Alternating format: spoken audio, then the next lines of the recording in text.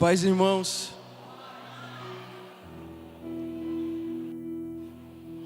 Enquanto a gente estava adorando aqui, eu estava lembrando que ontem foi o dia que o Senhor me lembrou novamente que eu tenho fome por Ele. A gurizada fez um bolinho para mim, ali eles me constrangeram, falando algumas coisas sobre mim.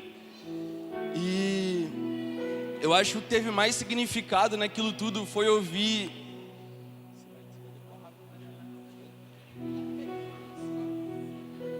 foi o quanto, pela graça de Deus, de alguma forma, essa galera conseguiu ver fome na minha vida, sabe? E eu até falei pra eles, é bom ouvir isso, porque às vezes eu não consigo me perceber tanto assim. Mas ouvir aquilo, de alguma forma, alegrou meu coração. Porque eu lembro que essa era a minha oração da adolescência. Como eu falei pra eles, eu não desejava muita coisa, mas eu desejava Jesus, cara. E esse culto a gente cantou por fome, a gente falou de fome. E o Senhor tem me lembrado sobre isso, sobre encontrar Ele, sabe? Por algum tempo eu li muito sobre alguns avivalistas. Recentemente eu tenho lido sobre alguns místicos. E uma coisa interessante sobre eles, Divina, é que muitos deles não têm dons, cara. Alguns deles são anônimos. Mas se você for ler o diário deles, que às vezes você não sabe nem quem é que escreveu, você ouve um relato de alguém que tem muita fome por Jesus, de alguém que só queria Jesus, e ele encontrou em Jesus o deleite da alma dele. Será que isso não é um alvo para nós?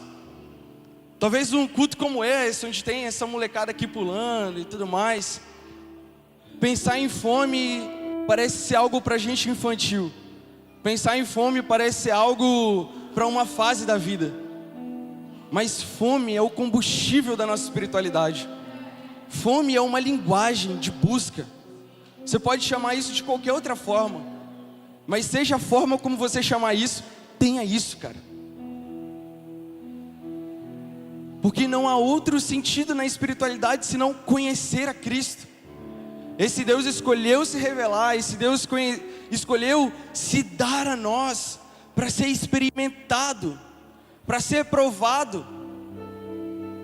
Então, o maior sentido da nossa vida espiritual é conhecer a Cristo.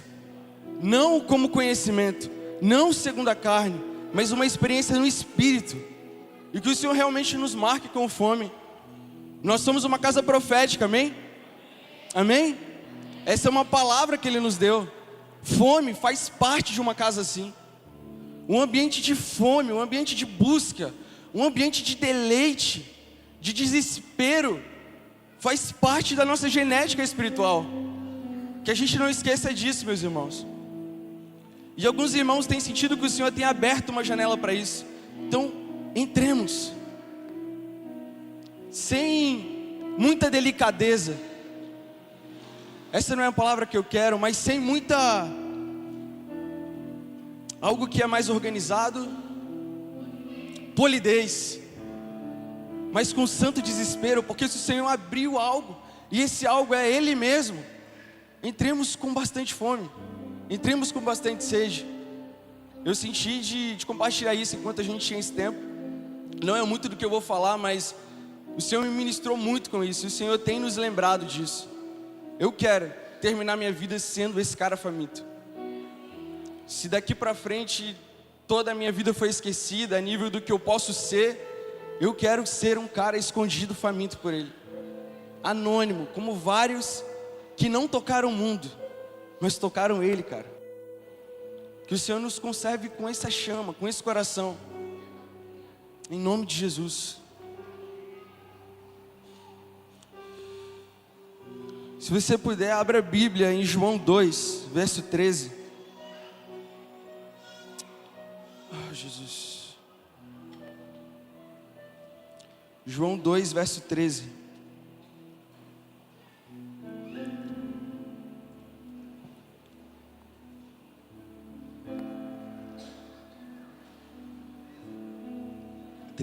João 2, verso 13. Alguns dos meninos já me viram compartilhar isso. Eu compartilhei na célula do Cleive, acho que o Cleive está ali. E aí, mano? Mas eu senti de compartilhar isso entre nós, e quando o Dudu falou comigo, eu acho que é oportuno compartilhar isso. E eu peço que você abra o coração, interaja com essa palavra. E vamos lá. Quem quiser anotar, o título dessa palavra é o zelo por tua casa. João 2, verso 13. Estando próximo à Páscoa dos judeus, Jesus foi para Jerusalém e entrou no templo. E encontrou no templo os que vendiam bois, ovelhas e pombas, e os cambistas assentados. Tendo feito um chicote de cordas, expulsou todos do templo, com as ovelhas e os bois. Derramou o dinheiro dos cambistas pelo chão, virou as mesas e disse aos que vendiam pombas: tirem essas coisas daqui, não façam da casa de meu pai uma casa de negócios. Os seus discípulos se lembraram que está escrito: o zelo por tua casa me consumirá. Então os judeus lhe perguntaram: que sinal você nos mostra para fazer essas coisas? Jesus lhes respondeu: destruam esse santuário, e em 3 dias eu o levantarei. Os judeus responderam: esse santuário foi edificado em 46 anos, e você quer levantá-lo em 3 dias? Ele, porém, se referia ao santuário do seu corpo. Ele, porém, se referia ao santuário do seu corpo.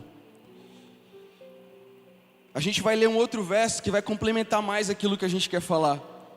Mas, olha uma coisa interessante nessa passagem. Essa é uma passagem que, narrada pelos evangelhos, elas são narradas de forma diferente.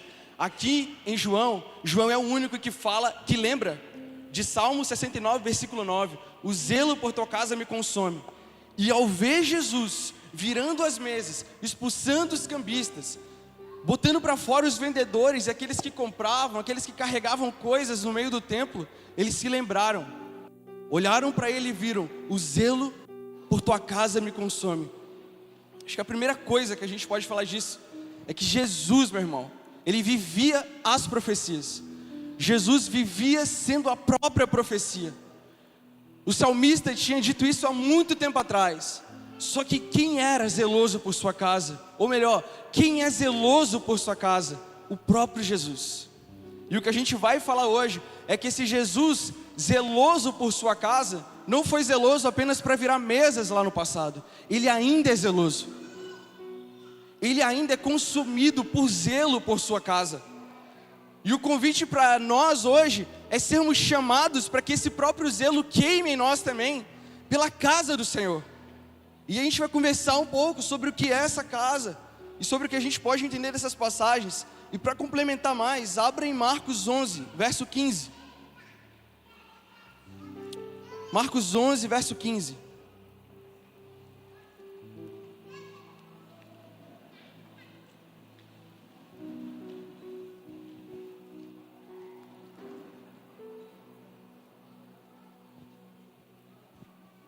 Deu para encontrar? E foram para Jerusalém.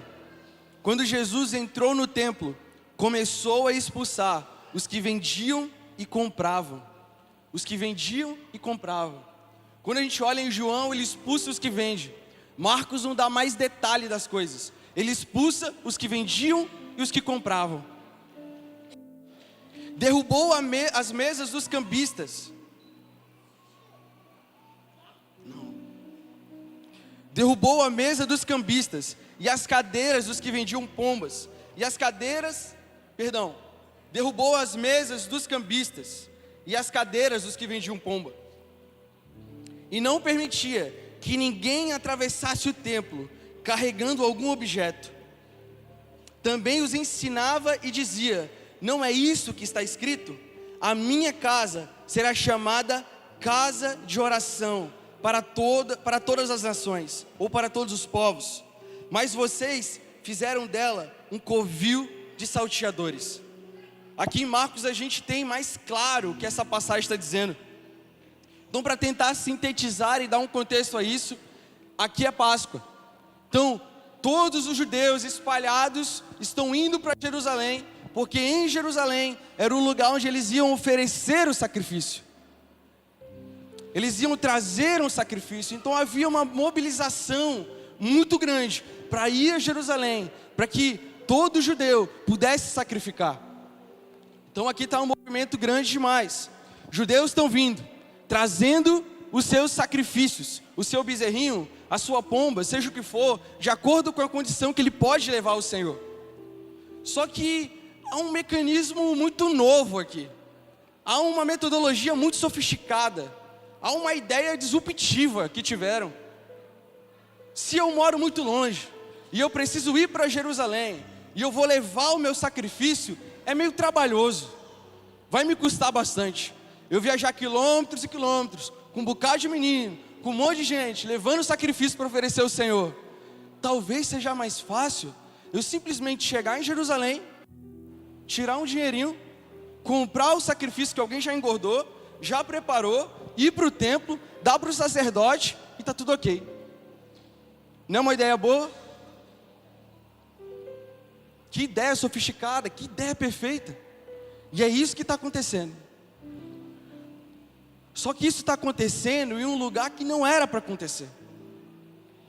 Essa brilhante ideia que tiveram de terceirizar a oferta que alguém poderia dar para o Senhor, ela está acontecendo no pátio externo do templo. Se você for pensar o templo, ele é cheio de camadas, como hierarquias. Então esse primeiro espaço mais externo, mais longe do Santo dos Santos, ele é para os gentios. Ele é para aqueles que não prestam muito, é para aqueles que são desprezados mesmo. Eles não têm sangue, eles não são o povo de Deus. Mas essa galera resolveu querer Deus. Só que como eles são, bora botar aí uma quarta classe, seja lá o que for, se eles são alguma coisa para Deus, vamos usar esse espaço aqui para comercializar aquilo que a gente quer. Como esse espaço é grande, por que a gente não monta uma barraca ali, você monta a sua ali, você vende pomba, eu vou vender um boi, você vende ali um carneirinho, e pode deixar que eu vou ser o cambista. Porque no templo, eu não posso trazer a moeda pagã, que é timbrado, posso falar assim, que é marcado com figuras pagãs. Eu tenho que oferecer a moeda do templo. Então eu chego no cambista, eu dou meu dinheiro que é sujo, que é pagão, que é imundo, ele me dá o dinheirinho santo, e eu posso agora andar, oferecer o que eu tiver para oferecer. Que perfeito! Que tecnologia maravilhosa! Que metodologia nova! Como isso é bom! Mas quando Cristo chega e ele olha aquele pátio, cara, ele não olha um pátio, ele lembra de Isaías, cara. Ele lembra de profecia, porque o interior dele borbulhava de escrituras. Então para alguém é um pátio, para ele é uma casa de oração para todos os povos, para ele é um lugar para que os gentios cheguem a Deus. A gente vai ler essa passagem, e quando ele olha aquilo, o seu interior fervilha, e o zelo pela casa, o zelo pela construção, sobe no coração de Jesus. E não há algo mais santo e mais pacífico que ele possa fazer, a não ser virar mesas, a não ser fazer um chicote de cordas e sair fazendo aquela bagunça no meio de todo mundo. Ele está limpando a sua casa, ele está limpando o seu povo, porque nele há zelo. O zelo consome o Senhor. E o que representa esse comércio? O que representa esses que compram e esses que vendem? Tá dando para entender, gente? Tá legal mesmo? Se não tiver legal, eu paro. Falando sério. Há um sistema de corrupção e de apatia aqui. Há um sistema de corrupção e de comodidade. Porque aquele que vende, não vendia, Guilherme, pelo um precinho justo. Cara, como você veio de longe, acho que eu posso te cobrar um pouco mais, cara. Engordei isso aqui o ano todo. Paga tanto. Ah, eu sou o cambista. Existe uma taxa que eu posso te cobrar, mas deixa eu aumentar essa taxa um pouquinho. Um sistema sujo de corrupção. sacerdotes e comerciantes unidos para o seu bel prazer.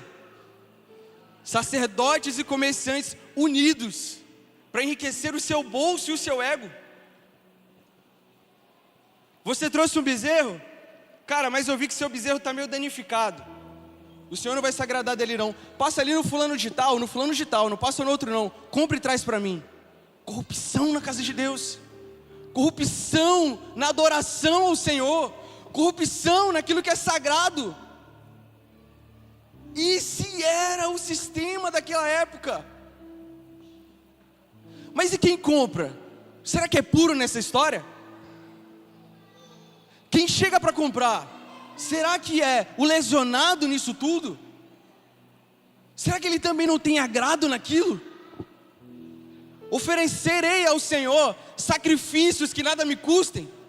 Diz Davi: como poderei dar para o Senhor aquilo que não me custa?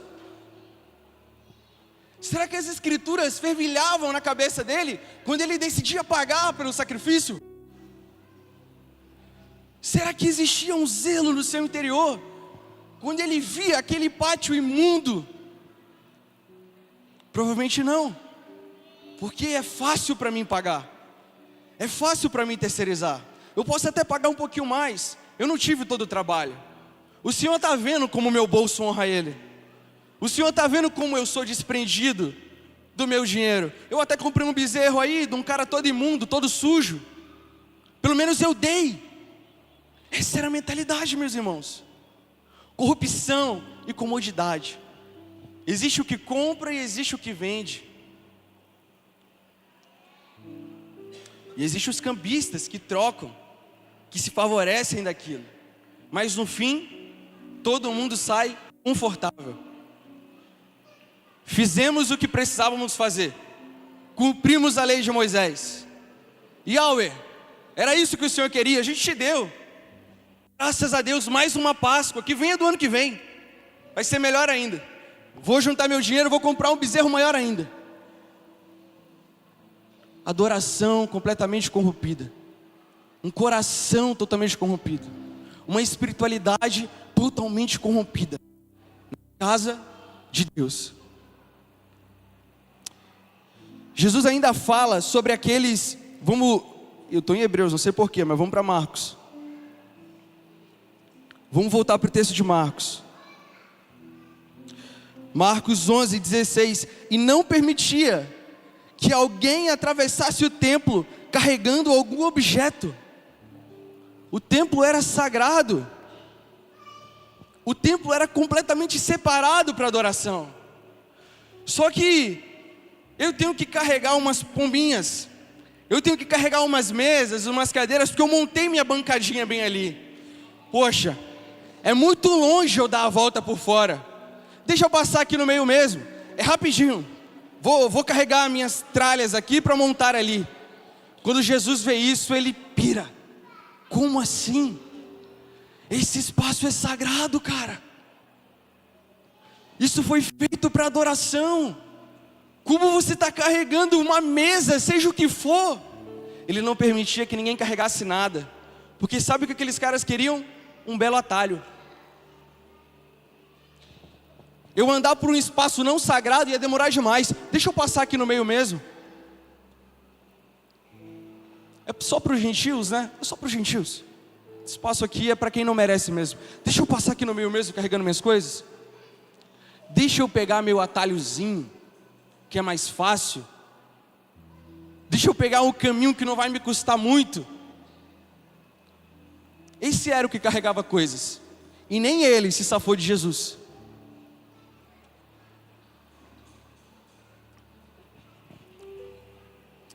E o que é interessante nessa passagem? A ideia não é ruim, cara. Ter um cambista ali, ter os vendedores ali, não é uma ideia ruim. É uma ideia muito prática. Vocês não concordam comigo? Ou discordam? Quem concorda, fala concordo. Aí, velho. Concordamos então. Top. É uma ideia muito prática. É muito viável. Só que toda essa praticidade, ela tinha uma centralidade em algo. Lucro. favorecer a mim mesmo. A ideia era tornar a adoração prática, mas o que aconteceu foi que houve comércio, avidez por lucro, avidez para ter um pouquinho mais, avidez para ganhar um pouquinho mais e para perder o tanto que eu puder perder, para não sacrificar o tanto que eu não puder sacrificar, mas eu puder ganhar um pouquinho mais, seja na praticidade daquilo que eu preciso fazer, e seja no comércio, né, que eu estou praticando. Essa era a mentalidade. Esse era o comércio na casa de Deus. Só que Jesus, ele em João, ele está falando de uma coisa, olhando para ela. E todo mundo olha e fala, é o templo. É o templo, é isso daqui. Ele está quebrando tudo porque ele está bem preocupado com tudo que está acontecendo aqui. Caiu a casinha para a gente. E aí, os judeus perguntam, mas que sinal você vai nos dar para fazer tudo que você está fazendo aqui? Quem é você? Mostra alguma coisa aí para ver se é legítimo o que o Senhor está fazendo. E Jesus fala, o sinal que eu darei é que eu vou destruir esse templo, eu vou destruir esse santuário, mas em 3 dias eu vou levantar de novo. Mas para quem é carnal, só entende as coisas carnais. Como? Você vai derrubar esse templo? Demorou tempão, 56 anos, se eu não me engano, para construí-lo. E o Senhor está falando que em 3 dias vai derrubar e levantar? João complementa. Ele, porém, falava do santuário do seu corpo. Do santuário do seu corpo. Então parece que tem um segredo aqui. Tem um mistério nessa passagem. Porque a gente hoje ainda lê ela, parece que com véu. Eu lembro que por um tempo, quando eu era criança, adolescente, quando eu vi alguém vendendo um CDzinho na porta da igreja, vinha logo João 2 na cabeça, velho. Eu falei, tá fazendo comércio. Cantina? Comércio. Vão tudo pro inferno esses aí, ó. Já era, acabou para eles. Ou então a gente lembra dos pregadores que cobram, né? Dos cantores que cobram. A gente lembra dessa estrutura que é tão nojenta quanto essa daqui. Mas será que não dá para ser mais profundo, Gui? Será que não dá para ser mais interior isso daqui? Porque aqui, entre nós, ninguém cobra para pregar. Ninguém cobra para tocar. O Senhor está nos arrancando dessas coisas. Glória a Deus, cara. Mas será que ainda há comércio entre nós? No santuário do Senhor? Será que ainda há comércio nas nossas mesas? Será que há avidez por lucro entre nós? Quando o Senhor me falou sobre isso daqui, o zelo pela sua casa, era o zelo por nós, cara. Porque o templo, esse templo que Jesus estava, nem existe mais. Em 70 ele caiu. Mas existe um santuário, o santuário do seu corpo, em que nós estamos inseridos, o santuário espiritual.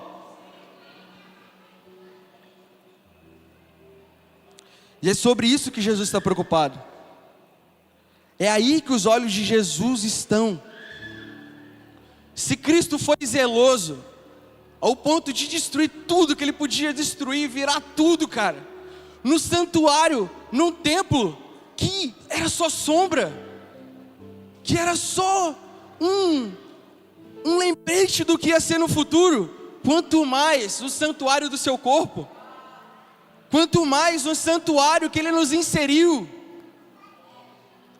Se ele virou mesas, expulsou os vendedores e os compradores, quanto mais hoje, que o santuário verdadeiro está aqui.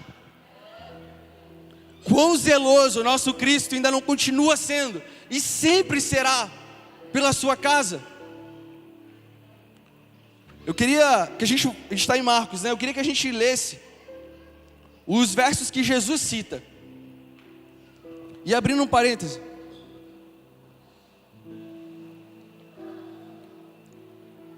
isso me impressiona demais.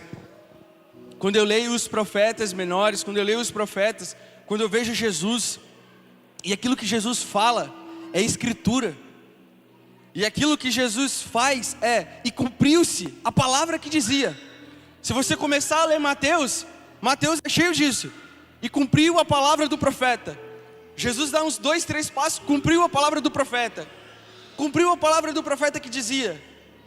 Ele era uma própria profecia, Gui. O seu viver era profético, cara. Aquilo que ele falava eram escrituras. Isso daqui não é um convite só para a gente decorar texto. Isso daqui é um convite para a gente encarnar uma vida de uma mensagem. O que que esse livro fala sobre a nossa história? O que que esse livro fala sobre nós?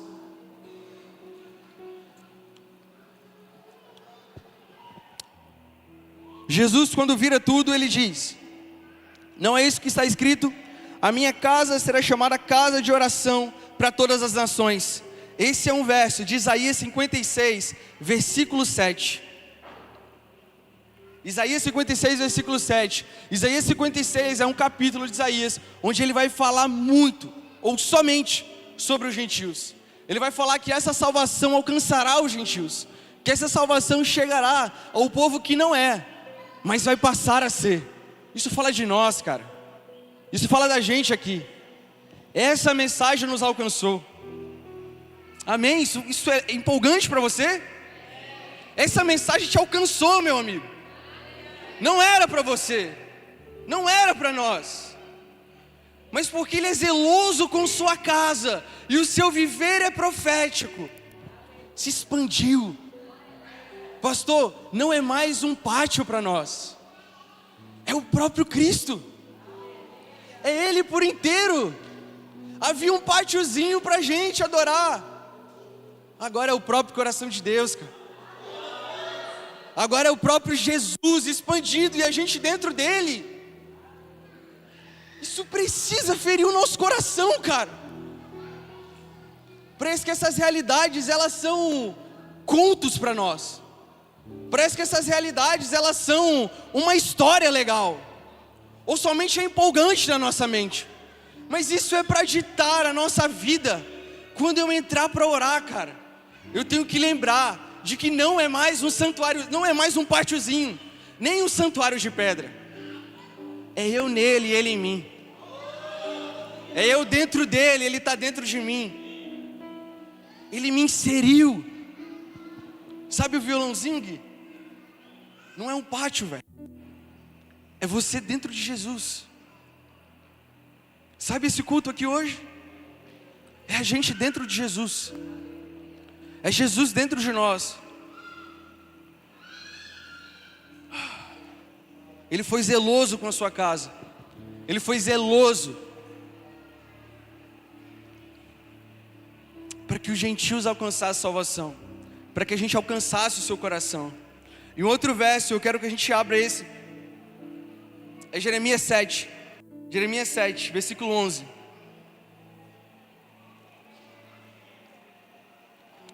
Jesus usa de 2 profetas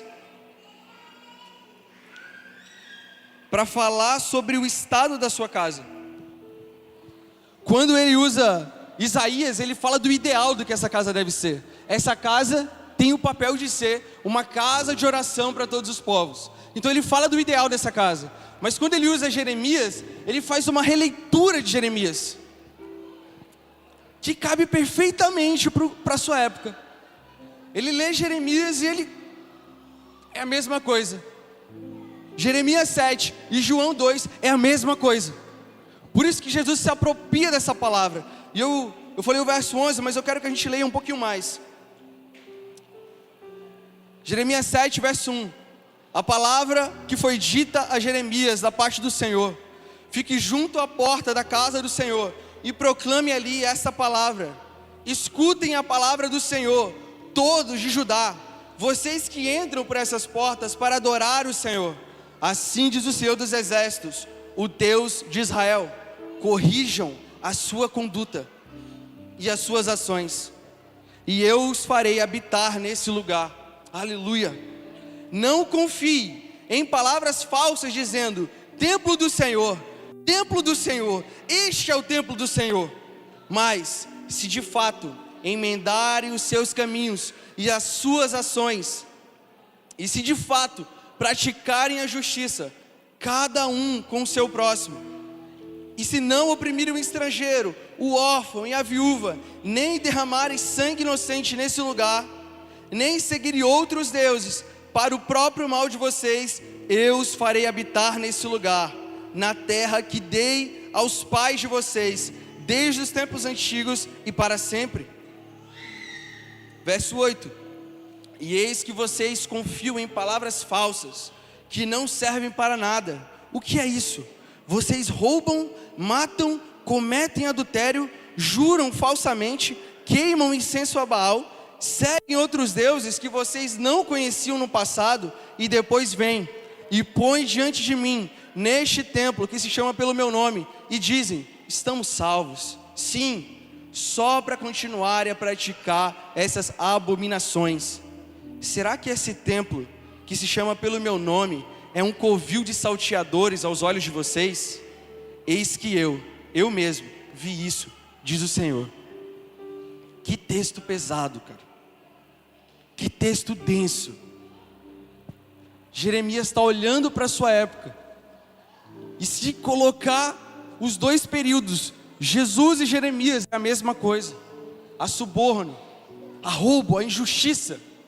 Mas quando se chega ao templo do Senhor, estamos salvos, cumprimos mais um ritual, terminamos mais uma exigência. Mas será que vocês não transformaram essa casa que se chama pelo meu nome num covil de salteadores? O que Jeremias quer dizer, e o que Jesus quer dizer ao recitar Jeremias, é que eles fizeram da casa do Senhor um lugar transitório entre um roubo e outro. Então é como se eu acabei de assaltar, e agora eu preciso me esconder. Eu corro para a casa do Senhor, e eu fico ali para que eu não seja descoberto. Só que daqui a pouco eu saio para roubar de novo, e eu volto de novo para casa, e esse ciclo se repete. Covil é um lugar de refúgio. Covil de ladrões é um lugar onde o ladrão pode se esconder, onde ele pode não ser descoberto, onde ele pode não ser encontrado. Será que esse templo que se chama pelo meu nome se transformou num covil de salteadores? Onde vocês vivem da maneira que vocês querem, e chegam aqui, cumprem alguns rituais e estamos salvos?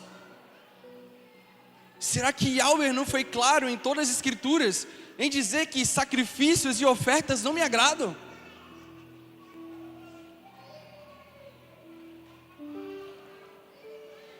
Para judeus, para hebreus, não foi claro. Eles praticaram as mesmas coisas. E parece que para nós esse ciclo continua, meus irmãos.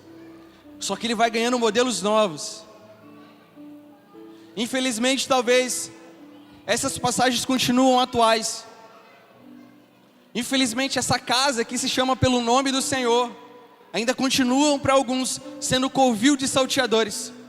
Um lugar onde eu posso me esconder entre a minha vida dualista, entre quem eu sou aqui e quem eu sou os irmãos, entre quem eu sou em casa e quem eu sou na mesa. A tão famigerada mesa. A gente não liga para templo, né? A gente é meio tranquilo com essa questão de culto. Mas se tem um negócio que a gente é bom e a gente se orgulha, é mesa, cara. A gente consegue falar de mesa, velho. Ou vamos ter um tempo de mesa? Bora ter uma mesa, cara. Ah, você não sabe o que é mesa? O cara não sabe o que é mesa, velho. Vamos ensinar para esse cara o que é mesa aqui. Gabriel, que manja de mesa, né, velho? Mas será que agora esse não é nosso covil divino? Onde a gente pode esconder nossa vidinha ali? Ou se agora não tem um templo para a gente fazer comércio, será que esse comércio não nos tornou as nossas mesas? Porque a gente é evoluído, pô. A gente saiu daquela ideia de que templo é essa estrutura aqui. Então zelo pela casa não tem nada a ver com encerar o chão, né? Não tem nada a ver sobre arrumar a cadeira. A gente passou disso. Obrigado, Senhor, porque a gente passou disso. A gente é livre da religião. Agora é igreja orgânica a parada. Agora é relações. É estar junto. É estar vivendo. Mas será que o comércio não entrou nas nossas relações? Será que eu não estou te vendendo algo, Gui? E você está se agradando e está comprando de mim? Será que não se tornou legal demais eu falar que eu tive 10 mesas na semana e eu sou o garoto relacional? Será que não se tornou legal o nosso ativismo de cruzar os lugares carregando coisas? Porque a gente está cumprindo e a gente está fazendo e está funcionando, pô. Tá rolando, tá fire, bicho, tá indo. Pela praticidade, isso virou um comércio. Pelo tanto que isso é prático, vamos deixar mais prático. Deixa mais prático aí para mim. Torna isso mais prático. Isso virou comércio. Isso virou um lugar onde eu posso barganhar, onde eu posso negociar. Você vem, você despeja tudo que você quer falar, eu te ouço ali, você sai, nada muda nas nossas vidas. Você continua a sua vida, continua a minha. Mas ó, mesinha tá cheque. Uau, que top, cara. Não importa se não foi o Cordeiro de Cristo repartido na mesa. A gente comeu outras coisas lá que a gente queria comer, e é isso mesmo. Deu tudo certo. Cumprimos o que Ele nos pediu. Porque todo domingo é esse negócio de relação em mesa. Então bora fazer isso logo. Bora terminar, tá tudo certo.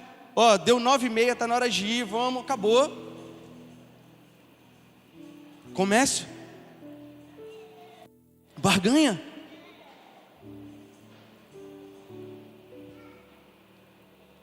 O novo comércio agora é nossas manipulações. É a mesma historinha que eu conto várias vezes, mas ela é uma mentira. É a vida de devoção que eu minto ter. É os assuntos que são sempre os mesmos, porque eu não posso ser descoberto. É eu falar de qualquer outra coisa, porque, cara, não podem ver que eu não estou engordando um cordeiro aqui para ser sacrificado. Então deixa eu dar outra coisa. Deixa eu dar o que você quer. Quanto você quer de juros? Para a gente fingir que a gente tem algo aqui. Eu te dou de juros. Qual é a sua porcentagem, a sua margem? Eu te dou. Não, cara. Não é isso. Não é isso que Ele não foi para isso que Ele nos conquistou. Não é isso que Ele quer fazer.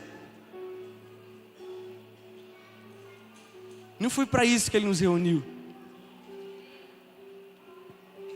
Não foi para isso que Ele tirou a gente de onde a gente estava. Não foi para isso que Ele nos restaurou. Porque a gente foi restaurado. Nossas vidas estavam acabadas, Ele nos restaurou. Mas não foi para isso. Não foi para essa espiritualidade ritualista, onde eu faço o que eu tenho que fazer com os meus meios, com a minha praticidade. Irmãos,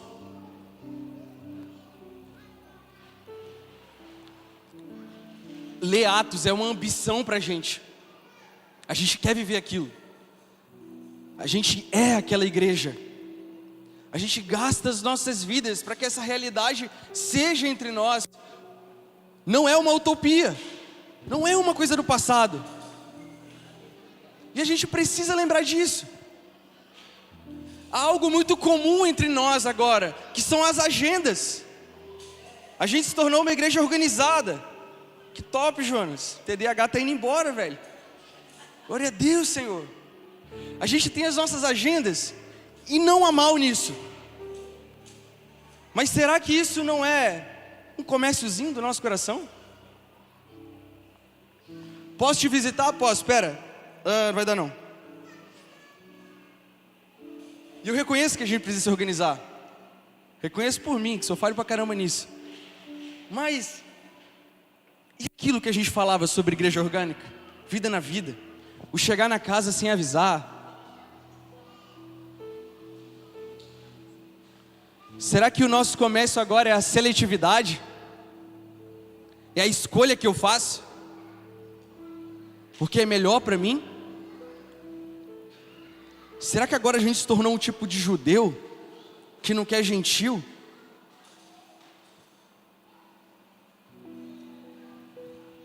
Cara, a gente precisa rever quem a gente quer se tornar.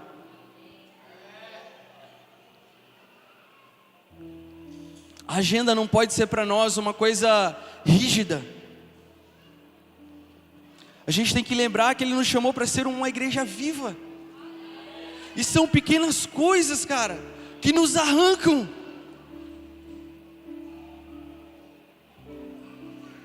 São pequenas coisas que minam a identidade que Ele colocou em nós. São as obrigações que são legítimas. Mas Deus me chamou para discipular. Não, Deus me chamou para cuidar. Agora é o tempo de cuidar. Eu preciso cuidar, eu preciso fazer. Uau! Você é um bom carregador de coisas. Você passa no meio daqui e você não olha para ninguém, porque você está focado em carregar o que você precisa carregar. Afinal, o Yahweh pediu. Abandonemos o comércio. Abandonemos uma praticidade que nos rouba de ser vivos, que nos rouba de ser orgânicos de verdade. Tem que ser uma ambição para a gente, meus irmãos. Isso não é feito porque o presbitério decidiu. Isso não é feito porque alguns querem isso. É por uma igreja que não sabe viver de outra forma, só sabe viver segundo as Escrituras. Qual é o método para facilitar? Qual é o método para eu estar na mesa? Me ensina aí como é que eu faço isso.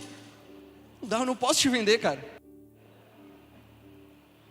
Eu não posso ser um cambista para você aqui. Eu não posso te vender o que você quer me comprar. Quantas vezes a gente é convicto, mas vende aquilo que outros estão querendo comprar da gente? Uma perguntinha, que você podia ser fiel à sua consciência e à identidade, mas você escolhe vender e facilitar, porque o outro está ávido por comprar e ele tem dinheiro. Nossa, ele é interessado, ele tem fome. Deixa eu facilitar aqui o caminho. O zelo por tua casa me consome. Isso não fala da gente ser xiita, da gente tratar os outros maus. Isso não fala da gente ser ignorante. Isso fala de uma santidade. Isso é santidade. Isso é santidade. Santidade é coletiva, cara. Largar os seus pecados é a graça de Jesus. E através da graça de Jesus é a sua obediência. Mas santidade é pensar em você, meu amigo. Santidade é quando a minha vida é separada, porque a nossa vida é separada.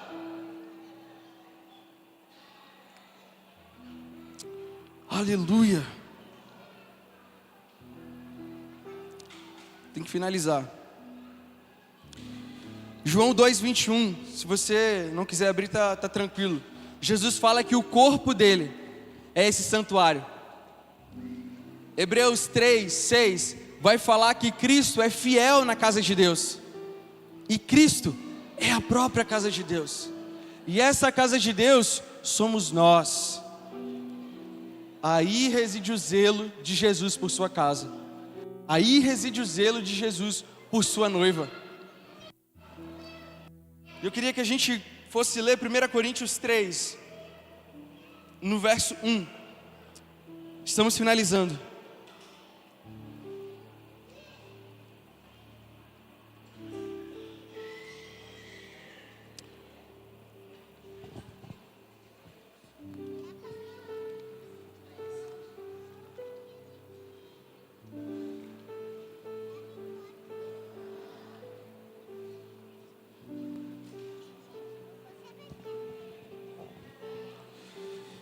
Primeira Coríntios 3, a gente achou?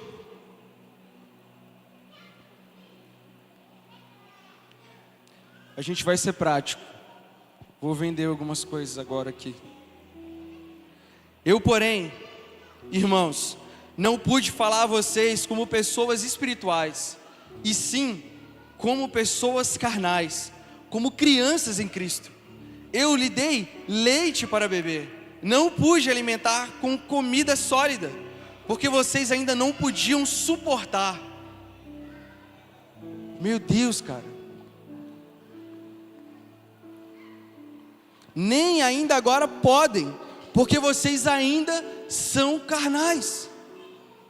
Porque se há ciúmes, brigas entre vocês, será que isso não mostra que são carnais e andam segundo os padrões humanos?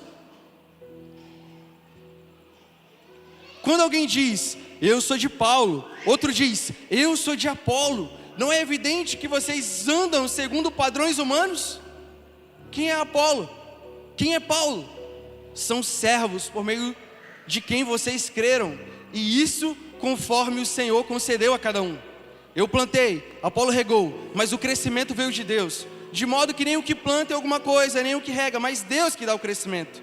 Ora, o que planta e o que rega são um, e cada um receberá a sua recompensa de acordo com o seu próprio trabalho, porque nós somos cooperadores de Deus, vocês são lavouras de Deus e edifício de Deus.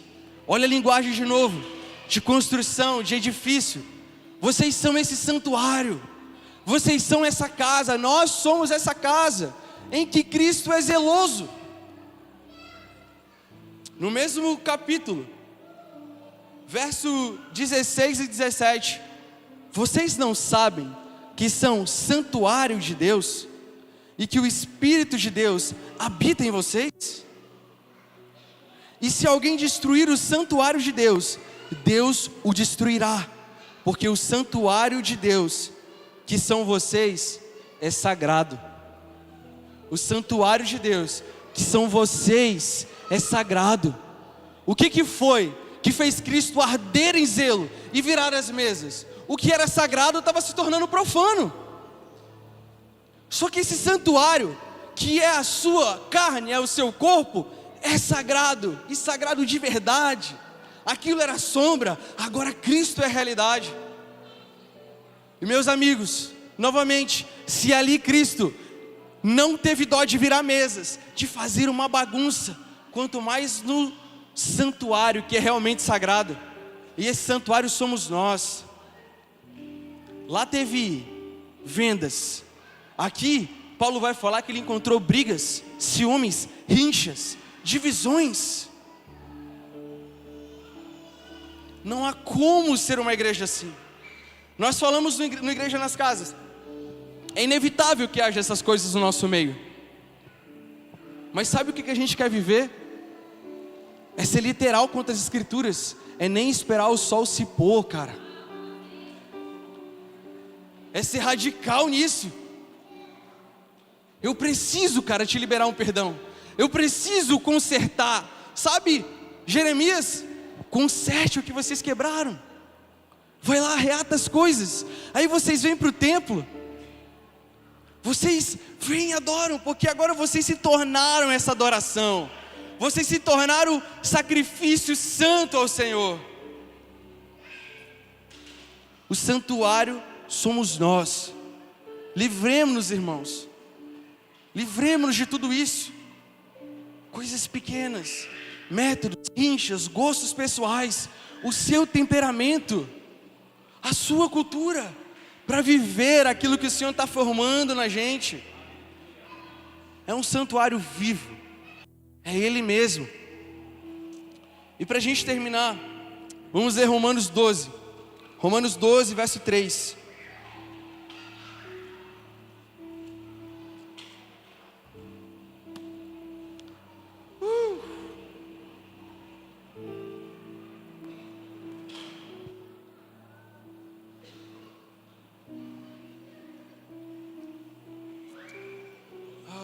Romanos 12, verso 3. Sabe, meus irmãos, quem dera a gente entendesse que todos nós aqui somos santuários. Como seria a nossa vida um com o outro se eu olhasse para você e ouvisse santuário de Deus? Como seriam as nossas vidas se ao ler Paulo a gente considerasse que Deus vai destruir quem destrói o seu santuário? E talvez o que a gente fez essa semana toda foi destruir esse santuário, com a nossa maledicência, com as nossas rixas, com as nossas mesas, que era para abrir o coração, mas a gente abriu a vida de todo mundo, cara, menos a nossa. Quem dera, meus amigos, quem dera na nossa casa a gente olhasse para as nossas esposas e para os nossos filhos e víssemos santuário e tivesse zelo. Quem dera se os nossos olhos olhassem para quem é íntimo de nós e não visse apenas a amizade, mas visse o zelo por Cristo, Lucas. Que Ele abra os nossos olhos e que a gente veja esse santuário espalhado aqui. Que ao sentar na nossa mesa a gente se sinta, porque a gente está num grande santuário. E Cristo ali é a nossa comida. E Cristo ali é a presença. Se há algo prático para fazer nisso, como Jeremias disse, vamos consertar essas coisas quebradas. Vamos consertar a nossa própria casa. Vamos erguer um próprio altar em nós. Vamos ver os nossos filhos como pequenos sacerdotezinhos nesse grande templo.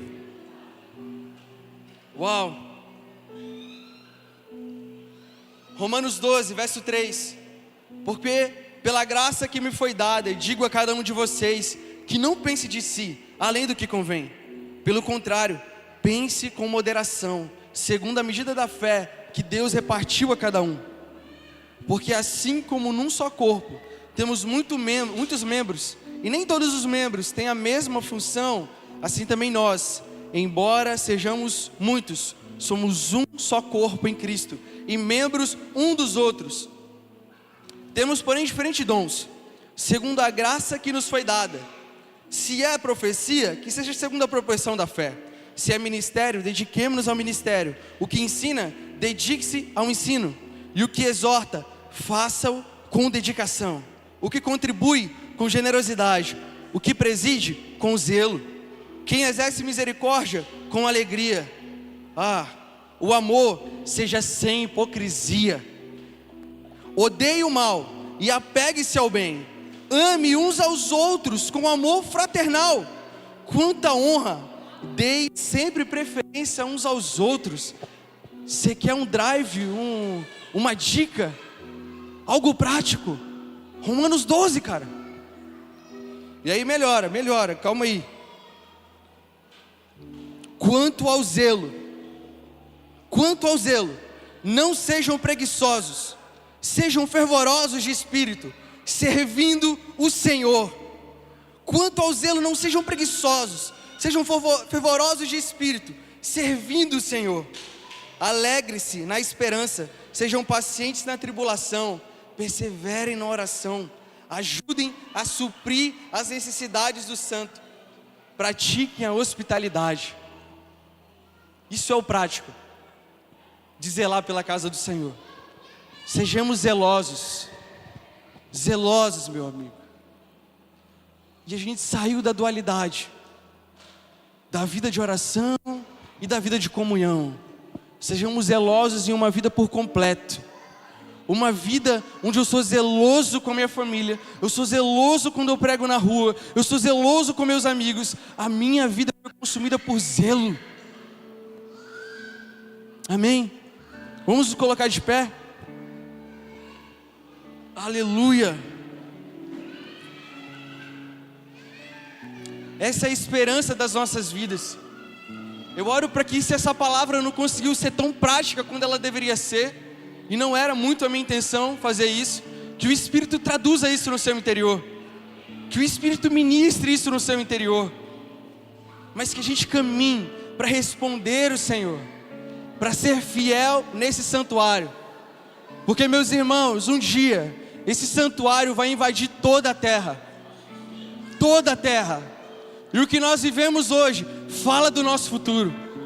Se isso fez algum sentido, você quer vir receber uma oração de alguém, se coloca aqui, cara, e vamos responder o Senhor hoje.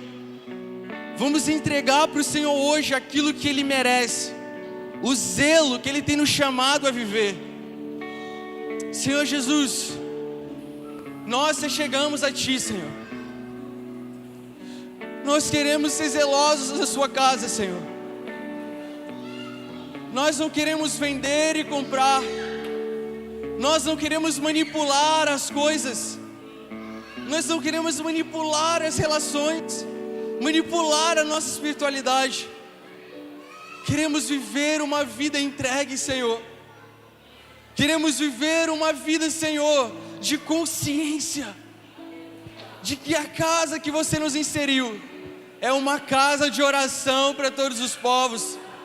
De que a nossa vida aqui, Senhor, ela é missional. De que a nossa relação, Senhor, ela é missional. Isso fala do que você vai fazer no futuro. Isso fala daquilo que você está gerando, Senhor. Fere-nos hoje. Muda a nossa conduta hoje. Muda as coisas mais interiores do nosso coração. As manipulações mais secretas da nossa alma, Senhor. Arranca isso em arrependimento. Arranca isso em arrependimento, Senhor.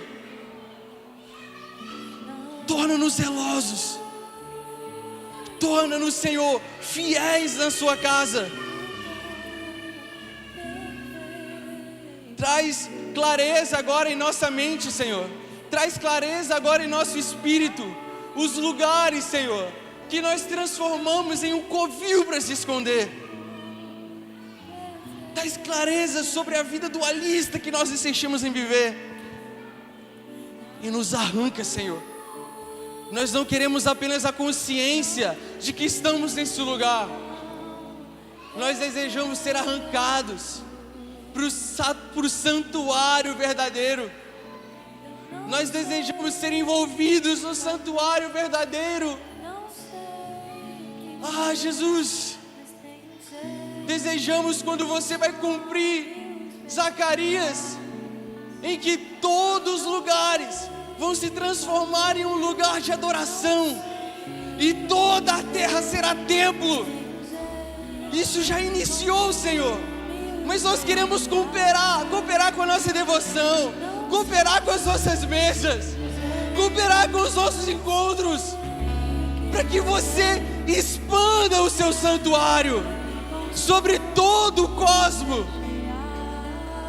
Ah, Jesus, você é a nossa ambição.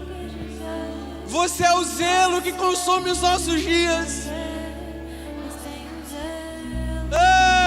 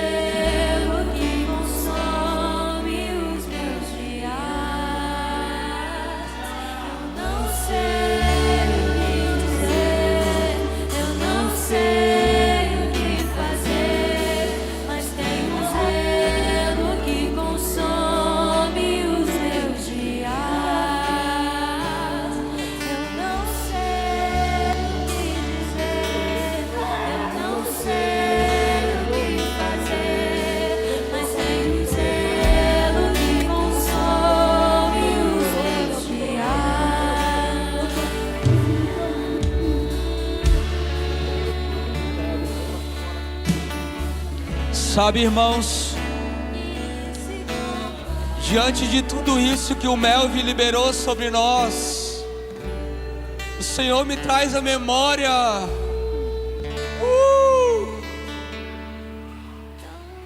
algo que aconteceu na história de dois discípulos, Pedro e João.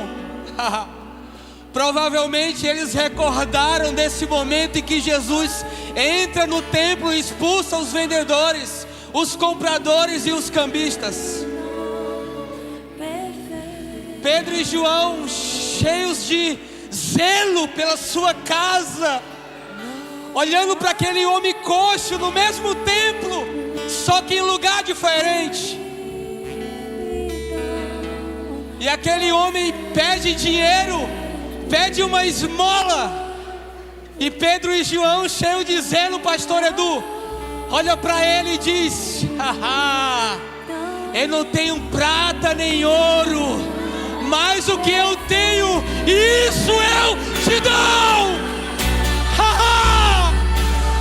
Isso eu te dou. Eles foram tomados por zelo pela sua casa. Ah, Jesus!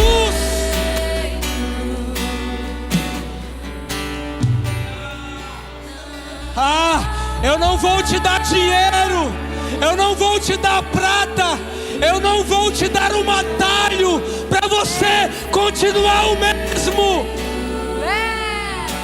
Eu vou te dar aquilo que eu recebi, o cordeiro repartido, o cordeiro repartido na comunhão, no partir do povo.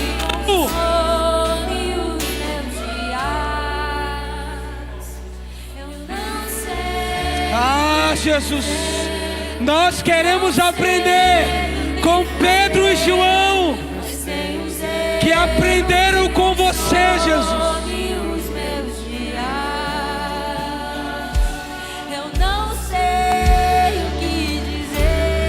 Nós queremos aprender com Pedro e João, que lembraram daquilo que você fez, que lembraram daquilo que você fez naqueles dias.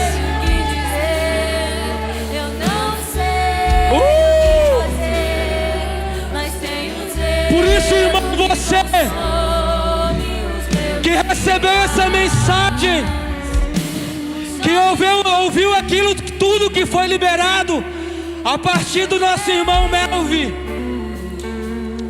eu quero que você venha até aqui à frente em nome de Jesus. Existem ainda irmãos,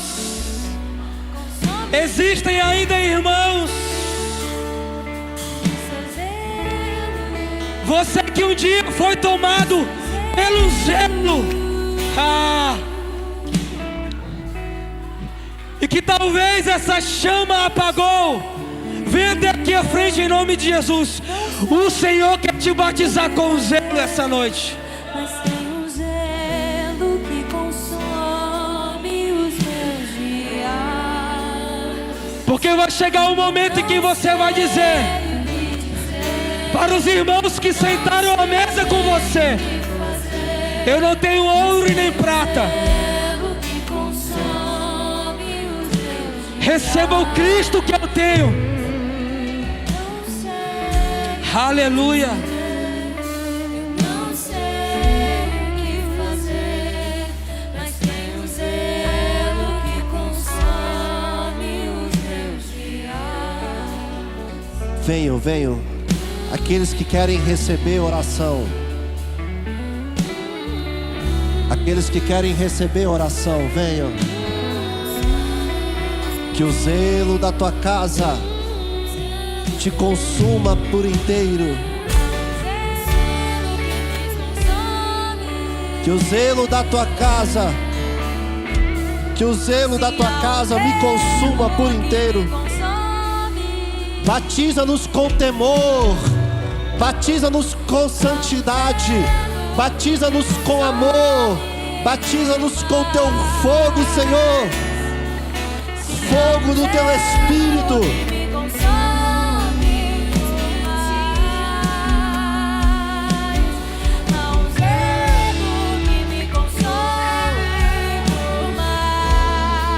Batiza-nos com teu fogo. Batiza-nos com teu fogo. Fogo. Fogo de unção. Fogo do teu Espírito, Deus. Cheios do Espírito. Cheios do Espírito. Cheios do Espírito.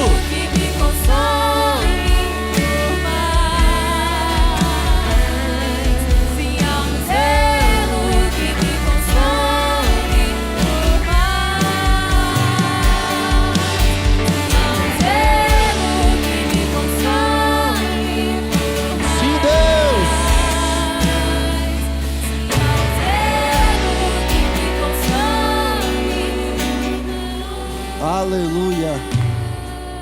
Há um zelo que me consome. Aleluia. Sim, há um zelo que me consome.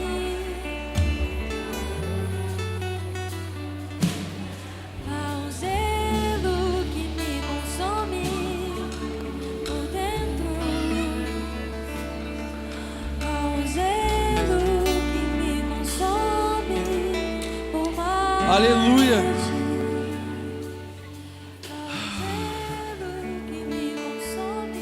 Irmãos, eu oro para que nós sejamos práticos em fechar brechas que nós abrimos nas nossas relações. Quem sabe o seu zelo vai se manifestar após essa palavra, com você se reconciliando a quem você cortou laços. Quem sabe o zelo para você vai se manifestar com o pedido de perdão que você precisa fazer, com o deixar de orgulho que você tanto carrega. Zelo pela casa de Deus. Essa não é uma palavra de condenação. O chicote na mão de Jesus ainda é graça para nós. Aleluia. Jesus virando as mesas, nos arrancando dos nossos comércios, é porque Ele quer santificar a sua casa. Jesus mexer nas nossas feridas, é porque Ele quer limpar esse zelo, essa casa que Ele nutre, que Ele cuida. Que o Senhor nos batize com praticidade. Sim, essa é a praticidade que nós devemos ter, em sermos rápidos, em restaurar-nos, rápidos em voltar para o lugar de estabelecer vida, de dar a mão da comunhão, de dar a mão e convidar para a devoção. Isso é uma palavra de graça para o nosso coração. Isso é o cuidado do nosso Pai a nós. Obrigado, Jesus.